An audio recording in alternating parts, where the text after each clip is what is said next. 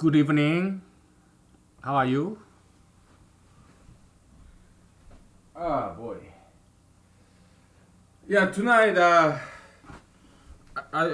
went to the political meeting and then so it was good, very productive and educational. But tomorrow I have to wake up quite early. Okay, so um, we'll keep it short and sweet, I guess.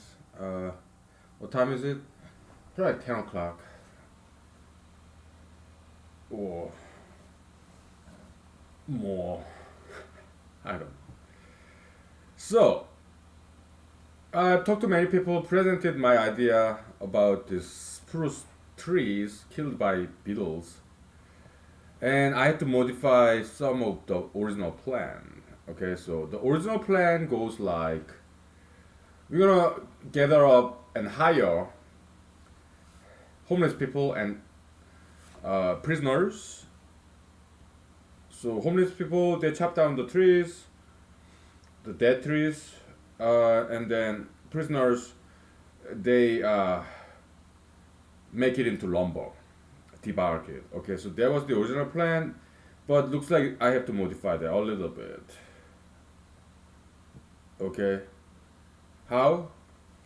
Well, in this coronavirus season, we have a lot of unemployed people, right? Who are more than willing to work. So we'll hire them instead. Okay, homeless population, we'll take care of them later. Okay, why? Because they are homeless, they're jobless because they don't like working. Okay, to get them to work, they'll be very difficult. All right, we have to get involved. I mean,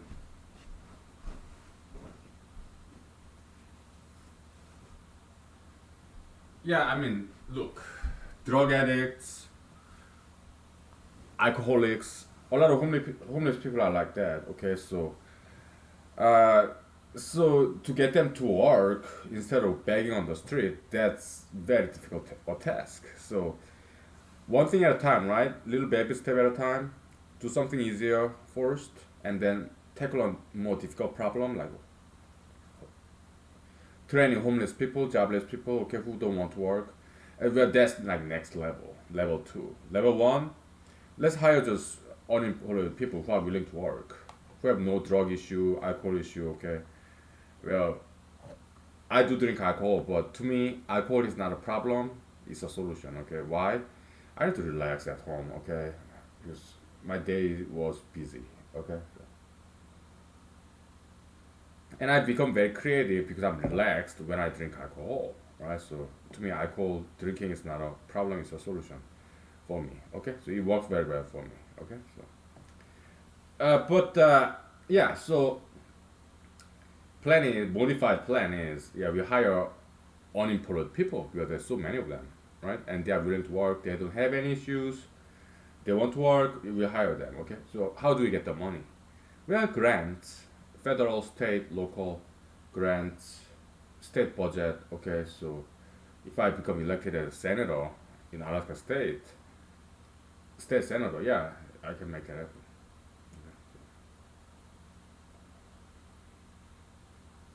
Then what would be the entity in charge of this project? I would say maybe Department of Natural Resources or at the state level or borough, it is county level, city level, okay, adjunct to some of the governmental agency, some smaller division or section, okay, task force. Probably that's a better way to go about it as opposed to establishing this non-profit tax exempt corporation. Nah, I'd rather not. Okay, probably part of governmental division section. Probably is better way to go about it. Okay, because they're the experts. Okay, governmental employees. Yeah, I will work with them, and because they're very good people. Okay, and they have high expertise. They know how to get jobs done. Okay, so I will just work with them and create this task force or subsection or whatever, and then let them do the way they see fit. Okay, and then I leave the project. Exit plan. Okay, probably that's the best way to go. I think so far. Alright? Yeah. Again, we are is in the realm of political fantasy because I don't know whether I get elected or not. Okay, but I get a lot of unofficial endorsement, campaign endorsement. Okay, so I may win. Okay, so we'll see. If not, well, anybody else can do it, right? So I'm just sharing ideas that I have. Yeah, with everybody. Okay, so all right. So let's take 5 minutes. Okay, I need some vocal rest. Okay, so let's take 5 minutes. Yeah, it was a very nice meeting. Very productive, educational. I learned a lot. So I bought them round of dinner. Okay, how much did it cost? Well, $120. But I always wanted to do it because hey, they are teaching me something. I have to pay the tuition, right? So yeah, I always wanted to buy them dinner, and today I did. It cost me about $120. Okay, so yeah, I can afford that because it does not happen very often. Okay, it happens like once a year. Okay, so that I buy some people dinner.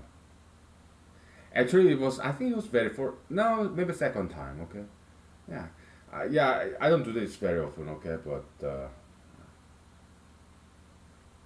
happens like once a year. I buy everybody about how many people? Five, 7 people. Yeah, round of dinner. Cost me about $100 each time. I do this like once a year. Okay. Yeah. So I can afford it. That's good. We'll take 5 minutes, okay? Yeah.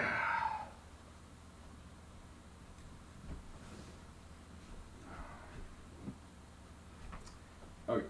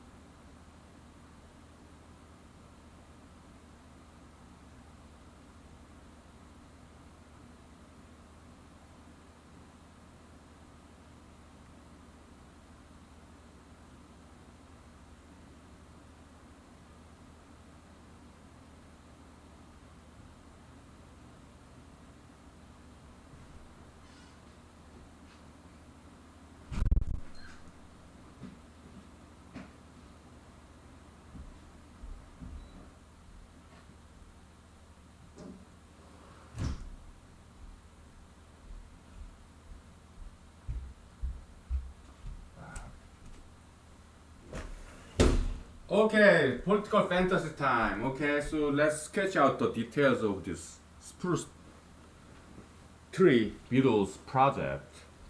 So the idea is this. Okay, let's sketch out the details. All right. So because I go to all these meetings, present my idea, I get some feedbacks, more information. I talk to carpenters, I talk to like home builders. Okay, so I learn a lot. That's why I go to these political meetings because these people are really good. They're professionals. Okay, they're business people, local politicians. So I present my idea and they give me feedbacks. I ask them questions.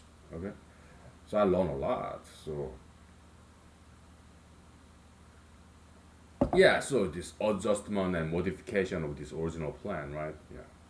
So uh, the idea is this, okay?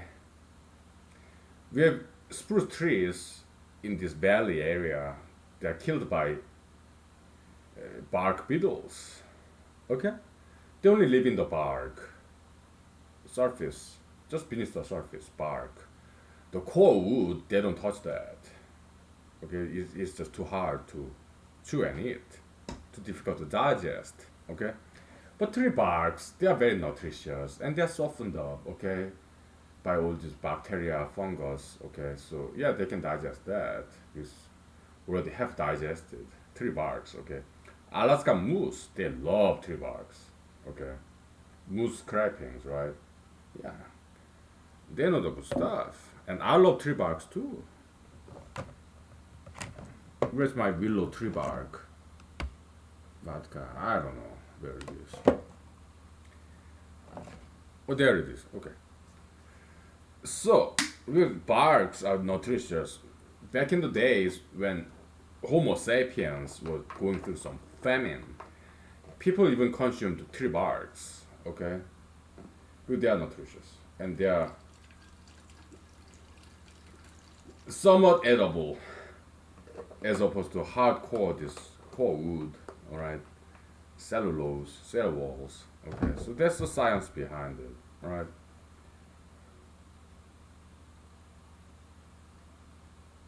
So I also received some information. This cutting down dead spruce trees, it's been done before. We have some precedent.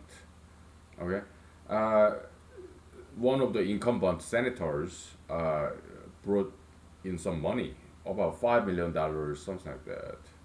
Okay, from federal department. She got some grant. Okay, so very good senator. Okay, so but the $5 million, do they chop down about 50,000, something like that, 50,000 spruce trees, dead trees. Okay, which is great. Yeah, but they burned all those trees. I guess they didn't have this biological knowledge that it was not necessary to burn up the whole trees because spruce bark beetles they only live on the surface. Okay, if if they have debarked the barks and saved the hardcore wood in the center, they could have used that timber, but they didn't know. Okay, hey, nobody's perfect. Okay, so they burned it all up. Okay, so if I become senator, Alaska state senator, yeah, of course I will just debark the tree and burn all the barks and branches, and but we'll save the wood and use it for timber to build furniture, chairs, tables, because they've been dead for a while. Okay, so maybe they are not as good as to be used for building material, but they should be still good for fences, wooden fences, or furniture because furniture doesn't have to be that strong. Chairs, tables, okay, they don't need to be that strong, okay. And one thing good about these dead trees, dead spruce trees killed by beetles, is that they're already dry. I asked some carpenters, how long does it take if you chop down a live tree to dry it? They say 2 to 5 months just to dry this once live tree. But dead trees killed by spruce beetles, they're already dead, so they're dry. That's why they are fire hazard. Okay, yeah, this snows, rains, but they dry up. Because water, they don't quite penetrate very deep inside of this core wood. No, it's very dense material. So water, they come, yeah, rain come and go. Okay, they dry up very quickly. Okay, so dead trees, they tend to be very dry, especially when they're still standing. And if they are standing, dead trees, just like spruce trees killed by beetles, they're still very strong. They didn't fall down. Okay, so core wood is still very good timber material, right? Yeah. So it'll be a three-man team. Okay. So what we need is a truck, chainsaw, and two ropes, and three men. That's it. Okay. They go around the neighborhood and knock on the door. Hey, would you like, you have these dead spruce trees in your yard or your business premises? Okay. Do you mind if we chop it down for you? Of course, they say yes, most likely. Okay. So they will ask, how much does it cost? Well, it's free, but if you'd like donate, yeah, here's the website. You can donate. All right. Yeah, it's up to you. Okay. And also, this three-man crew will need a truck, chainsaw, two ropes, and a ladder. Okay. So they put the ladder and climb the ladder and then tie down these two ropes. Okay, like that. And the two guys on the ground, they'll hold on to it. Okay, and the third guy will use chainsaw to make this wedge-shaped, triangular shaped cut. And these two guys with rope tied onto this tree will pull down in the correct angle so that when tree fall down, it does not cause any damages to other people's property. In residential area, business area, you name it. Okay. If tree is way too high, we may need some crane so that on the top of the crane, yeah, just chop down little by little with chainsaw. Okay. No problem. Yeah. So that's the plan, and they like this idea. Okay. So that's how I bought them dinner, using about $100 of my money. Okay. Because I appreciated their appreciation. Okay. So the least I can do, right? Yeah.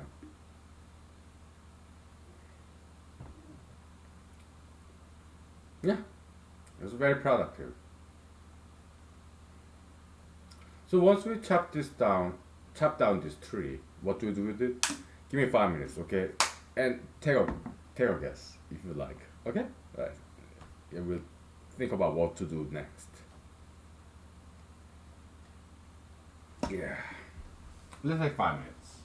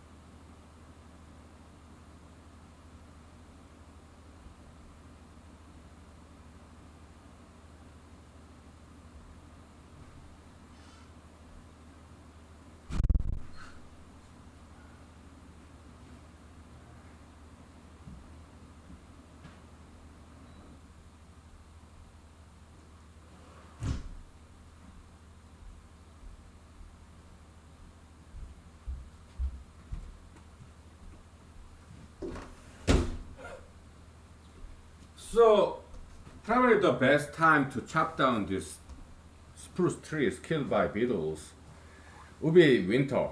Okay, and I thought about that.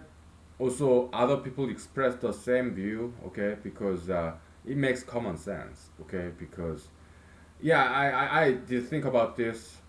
Doing it in winter, and also other people also expressed that same idea to me later on. Okay, so the idea is because in winter spruce tree beetles and their larvae they hibernate. They are not flying anywhere, right?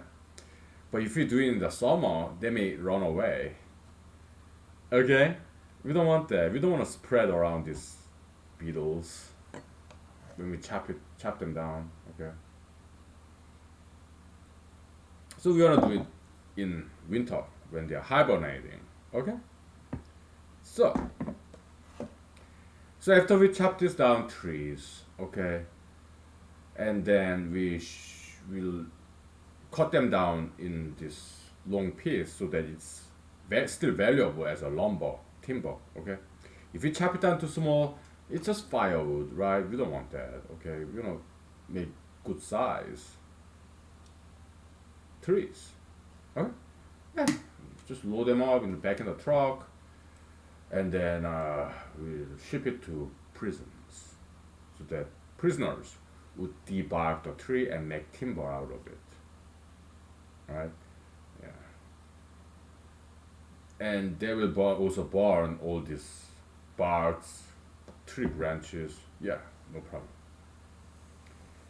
Using as their heating, or better yet, to heat up the human waste in the prison cell, right?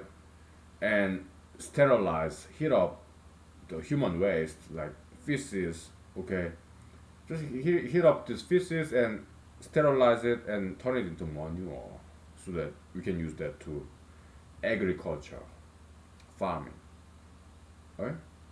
Yeah. Or just use it as heating to heat up the hot water or to heat up their rooms, okay? Yeah, no problem. So what do we do with this lumber now? Yeah, we can build homeless shelters right next to the prison, right? Yeah, or make prisons more prison cells, whatever. Or we can, or prisoners, they can build furniture like chairs, tables, and whatnot, bookshelf. What? Yeah. And if they are homeless people, yeah, we can invite them to okay to work on this carpentry. No, no problem. Because if we involve prisoners and homeless people, there will be more opportunities for grants, some exotic grants. And also, it's very interesting documentary series or TV show series material. We are involving prisoners and homeless people. Huh? Yeah, we get more press from newspapers, television, and can make TV show or documentary out of that, and we can get some extra grants because we're involving prisoners and homeless people. Is about rehabilitation. Okay, also drug addicts and yeah, some social services, social workers. Okay, yeah, they could be very interesting project. Huh? Yeah, and people like I when I present this idea, people really like it. So I may have a good chance of winning this election. Okay, and all this creative juice, it comes from drinking alcohol and smoking cigarettes because I'm relaxed. That's the key to creativity, thinking outside the box. You have to relax to think outside the box. All right. So that's the benefit of alcohol and tobacco. So to me, that's not a problem; it's a solution. Okay. So, yeah, very relaxed, right? Yeah, we can be very creative when we are relaxed like this. Hmm? Yeah. What else?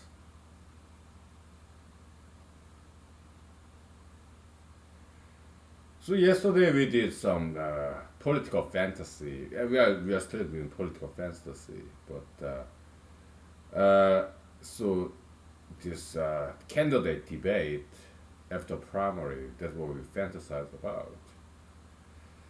So what if they ask me question about this not wearing mask? If some Walmart store or whatever supermarket require me to wear a mask, I wear it. I have box of mask in my car. Okay, I wear it, no problem. But I prefer not wearing it. Why? Because I cannot breathe as well if I'm wearing mask. Okay, and it full of my glasses and it's difficult to breathe, and so I rather not wear a mask.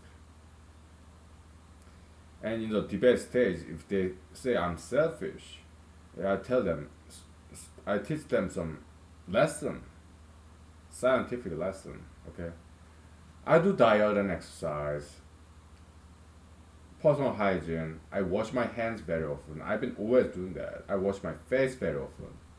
Been always doing that. Okay, Monday to Friday in the morning, I take a full bath, hot bath.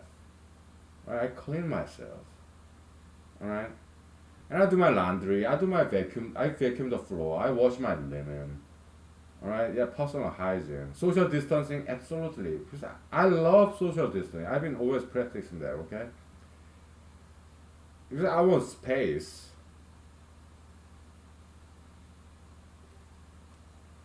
Okay, and I do diet and exercise. Okay, so I'm healthy. Look at me. I got no COVID-19, no coronavirus. What's the mask for? No, unless it's required, I'm not wearing it. Okay, because I want to breathe well. I love Alaskan oxygen, and I drink a lot of Alaskan water. I love water. I eat well, rest well. Yeah, I drink and smoke cigarettes. So what? I'm very healthy. Okay, because I do diet, exercise, personal hygiene, social distancing, you name it. Drink a lot of water. Get good night's sleep. Get plenty of rest. All right. I go to work. So I'm healthy. Okay. So mask no, unless it's required.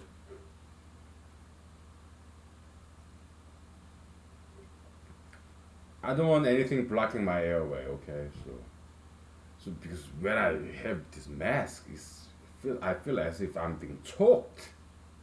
Okay. I don't want to. Yeah, I used to practice jujitsu. Okay, I took some classes and practiced with my U.S. Army buddies when I was in the army. Okay, well, I don't want to be choked out. What do I do? Yeah,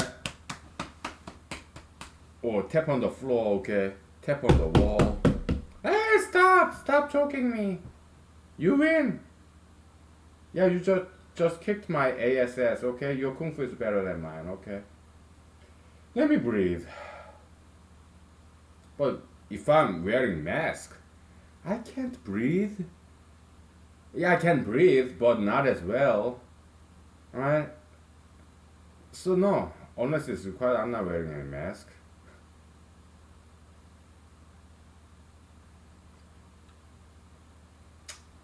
Yeah.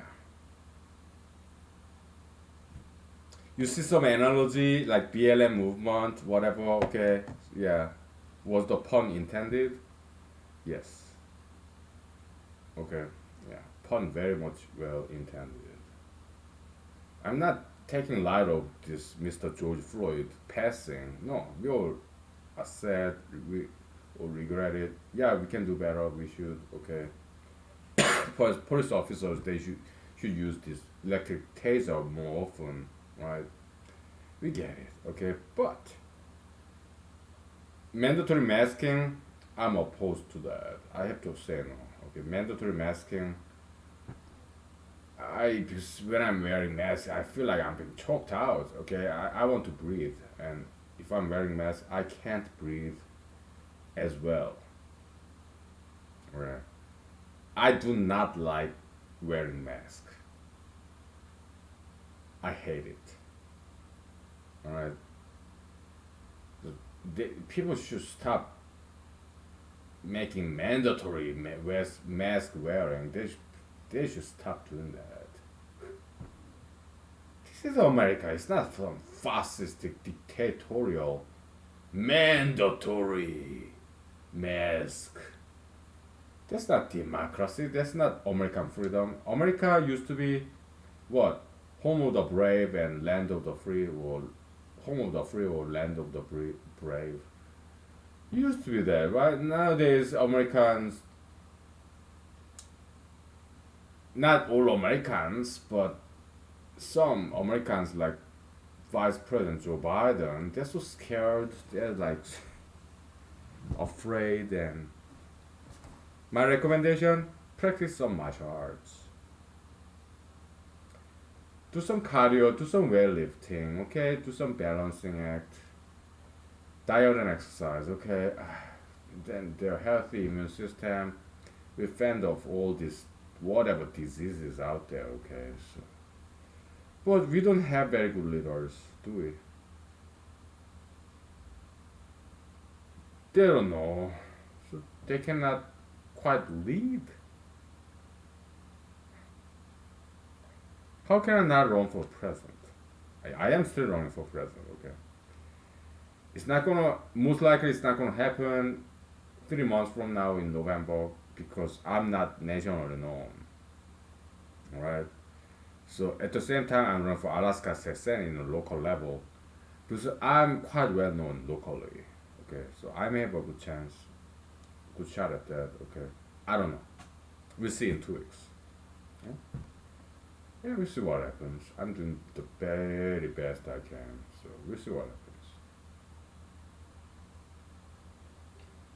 So the plan goes, okay, I do, if I get elected or not, in 2 years, I run for United States Senate. Okay. Some kind and generous friends of mine, actually recommended that, and yeah,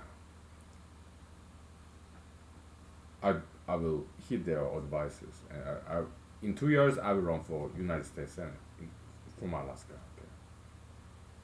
Yeah, and then see what happens.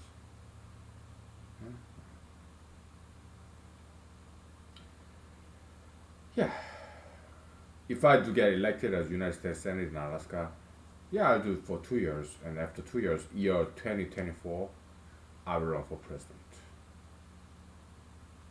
So in the best case scenario, well, the best case scenario, I get elected this year in November, but not likely because I'm not nationally known figure. Okay, but in 4 years, I may have a second shot at it to run for United States president in 4 years. Okay, second best scenario, I'll become the president of the United States in 4 years, year 2024. Maybe it's better that way, okay? First Alaska State Senator, then United States Senator, okay, and then president. Graduation, gradual promotion. Maybe it's better that way. Yeah, maybe. We'll see.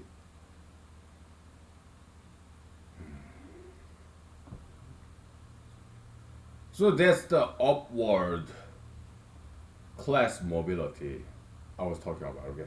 Give me 5 minutes. We'll talk about upward social mobility, okay? Upward class mobility in America as I experienced it.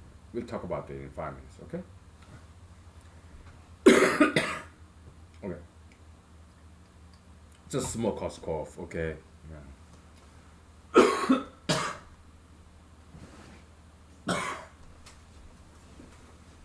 Alright.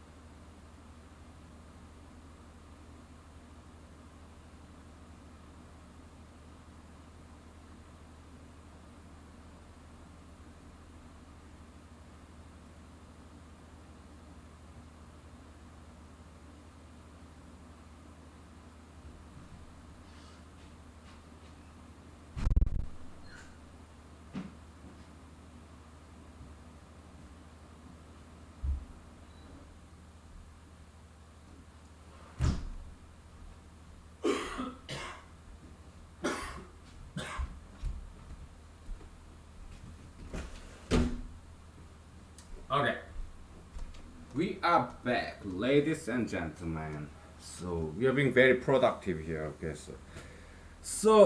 upwards class mobility. Okay, but let's get back to the basics. For namesake, yeah, we are doing humanology. So in humanology, the success equation. Okay, success is equal to righteousness plus happiness. Okay, we don't care about money, power, fame, sex. No, they are not variables in this humanological equation of success. The only thing that matters is righteousness and happiness. Okay? If you're doing the right thing and you're happy, then that's success by definition in humanology. Okay? But if you want something more in life, then you're free to do so. I mean, depending on what country you are living in, but at least in America, okay, so the very first job out of school, out of high school in South Korea. So I came to America. Okay, the very first job I could get because I didn't speak much English. Okay, yeah, supermarket, shopping cart collector, begging boy. Okay, that's what I did for a year, right? And yeah, I was making minimum wage back then, $7.50, or maybe $6.50. 1997, Madison, Wisconsin. Something like that, okay? Yeah, it was minimum wage. I paid my bills, paid my rent, and I did commute to my supermarket workplace by bus in 1997, 8, Madison, Wisconsin. Okay, I did that for a year, alright? And then I went back to school, University of Madison, Wisconsin. Okay, University of Wisconsin, Madison. So I majored in computer science. Okay, so after I graduated, I went to Cornell University for PhD. So as a PhD candidate, I got fellowship. She's a scholarship. Okay, so I didn't have to do TA, teaching assistant. Okay, I was a research assistant. Okay, because I got fellowship. Actually, I got double fellowship. Okay, because I studied very hard. So when I graduated from Madison, Wisconsin University, my GPA was 3.9 out of 4.0. Okay, so and I also studied very hard for many years, graduate record exam, GRE, and my score was 100% in verbal and quantitative, like English and mathematics. Okay, but when it comes to writing essay test, I got 5.5 out of 6.0. Why? I ran out of time, and my last sentence, I didn't quite finish the sentence. In the middle of very last sentence, the time was up. Okay, so that's why I got 5.5 out of 6.0. Okay, other than that, yeah, 100% score, near perfect score. So I got double scholarship. It's not twice the money. Okay, they don't do that. Okay, so, but yeah, I didn't have to TA, teaching assistant. I was a research assistant. Okay, so, but I dropped out after 2 years. But when I was in Cornell University, yeah, all my tuition well paid off, and on top of that, I got stipend. So I was able to pay my rent, buy my food, debt free. Okay. After that, I came to Los Angeles, California, because I dropped out after 2 years, PhD program. Typically like 5, 6, 7 years. Okay. It was too much. Okay, so I was not quite PhD material. All right. It was too heavy. Okay, so I couldn't take it. All right. So I dropped out after 2 years. Then I came to Los Angeles, California from Ithaca, New York. Okay, it took me about 3 days, I guess, not 3 hours, 3 days of driving. Okay, and when I first came to Los Angeles, actually I've been to Los Angeles before, okay, a couple of times. So as a traveler, okay, came back to Los Angeles, California, third time. And I don't know anybody, no job lined up, so I got a job as a McDonald's hamburger as a drive-through crew. By then I have Bachelor's of Science degree in Computer Science, Madison, Wisconsin. 2 years in Cornell Ivy League school, graduate student. But the only because I had to get a job. My money was running out. Okay, so I got a job as a McDonald's hamburger drive-through crew. That's the only Fortune 500 company experience I had. McDonald's, and also in Subway later on, sandwich maker. Okay, but I was able to pay my bills. Good. That was year 2004 because it took me 7 years to graduate from bachelor's degree, undergrad, because my English was not good enough. It took me 7 years to finish my bachelor of science, Madison, Wisconsin. Okay, English was very difficult for me. Okay, so yeah, when I got the job in McDonald's, Subway sandwich, yeah, minimum pay, minimum wage. Okay, in year 2004. Then I got a computer programmer job. Okay, in Pasadena, California. Fantastic small business. Okay, oh, they're still up. Okay, they make wonderful products. Okay, it's extreme. They're Chinese Americans. Okay, they make great products. Okay, what kind of product? It's jewelry. Okay, they are very good at it. Okay, Chinese Americans. Okay, so they hired me. Okay, my wage, salary, $30,000 a year, $15 per hour, which is more than minimum wage that I was paid in McDonald's and Subway sandwich. Okay, so yeah, I took the offer. Yeah, $30 per hour. Yeah, great. Mind you, I got computer science bachelor of science degree with 3.9 GPA and 2 years of graduate student as a PhD candidate experience and knowledge in Cornell Ivy League school. So I was paid $30,000 per year, $15 per hour in year 2004, Pasadena, California. But I took it. Okay, I'm kind of dreamer. Okay, I pursue my dreams. Okay, I wanted to be an actor, entertainer in Hollywood. Okay, so it's just day job. It pays the bills. So what? During the weekday nights and weekends, I go to auditions and memorize my monologue that I wrote myself.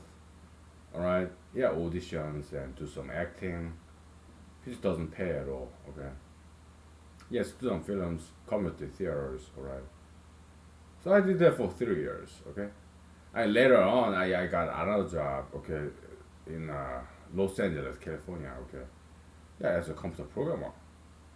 How much was I making? Sometimes $40,000 a year. Okay, maybe later on $50,000 a year. Okay, around like year 2006. Okay, because I was promoted to become project manager. Again, small company in Los Angeles. Okay, my employers they were Korean Americans. Again, very smart people. Okay, yeah, they are very good at business savvy. Okay, also very hard working. Right? Yeah. After that, I enlisted as a U.S. Army soldier. Okay, junior enlisted. Okay. Yeah. So my pay level went down again. Okay. So yeah. So what? I want to join the U.S. Army. Okay. So I had a lot of fun there. Okay. After that, 4 years in the U.S. Army, I went to law school because I studied for LSAT. Okay. So after 4 years in the U.S. Army, I'm U.S. Army combat veteran. Okay, because I deployed to Afghanistan for a year. Okay, and I have this credential of being having done computer programming, right? in private sector, and U.S. Army veteran, combat veteran, and then Cornell University Ivy League school, 2 years PhD program, even if I dropped out, okay, but it still count, right? And 3.9 GPA, okay, so University of wherever, okay, law schools, they gave me handsome scholarship offer, okay, several of them, full tuition, some of those schools I applied to, okay, but I got post 9/11 GI Bill, so it's already free, okay. So I picked Michigan, okay, because I've never been there, and then it's like top 10 law school, okay. So yeah, and they also offered me this teen scholarship on top of GI Bill, okay. So yeah, I took their offer, okay. So yeah, I applied to Minnesota, Texas, and Vanderbilt, some others, okay. So I picked Michigan, okay. Yeah, and after that, I graduated from Michigan Law School in 2 years because I took two summer semesters. I didn't do any internship, clerkship, okay, during the summers. I took classes, okay, because I already dropped out of Cornell University. I did not want to repeat my history. I wanted to get it done and over with as soon as possible, as fast as I could, okay, and I did graduate in 2 years, okay. So I didn't want to drop out again. So I graduated from Michigan Law School, okay? University of Michigan. Yeah, go blue, Wolverine, okay? And then I came to Alaska 5 years ago, okay? Yeah, did not know anybody, did not have any jobs lined up, okay? I knocked on the doors of law offices, law firms, okay? But I didn't pass the Alaska bar exam yet, so they didn't hire me, okay? Alright, I was running out of money, so I applied to computer programmer jobs, okay? But that takes a while to get a job as a computer programmer, okay? So we'll take 5 minutes break, okay? And then I'll tell you what happened next. Okay? We'll stop and restart, okay? So